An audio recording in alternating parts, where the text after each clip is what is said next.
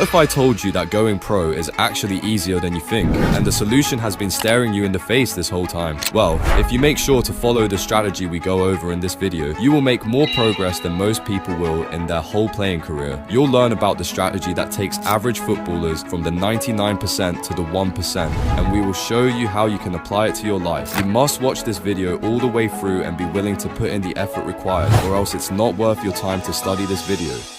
Now that we have weeded out the 99% of footballers that won't make it pro, you need to understand how the average footballer operates and how to break free from those habits. If you look around at what the average footballer does, you'll realize that most never make any real progress in their career. They may do training sessions, but they will never be able to break past their natural growth curve. Most people think that the only way for someone to make it pro is either by getting scouted or by being born with insane talent. People accept this fact and live the rest of their lives thinking it's impossible to catch up to them. But the saddest part about this is that they're just fine drifting along and letting life happen to them. They are literally playing life on autopilot and never take action to improve themselves. We are living in one of the greatest times of history with an abundance of opportunities everywhere to go pro, where there are thousands of clubs all around the world. Yet most footballers spend their entire day numbing their brains and never pushing themselves past their comfort level. What we are trying to say here is that the bar to going pro is so low these days that the competition is literally non-existent. So if you are willing to put in the time and effort needed, we promise you will obliterate 99% of footballers that have no clue how they're going to go pro and put in minimal effort into doing so. What is probably the most overlooked by beginners and footballers is that you must have a plan, a roadmap that takes you from where you are now to where you want to be. Even though it's unlikely you will be able to follow exactly what the roadmap says, it will give you a clear finish line with tasks you need to do daily to achieve it. It's very unlikely you're following a plan whatsoever,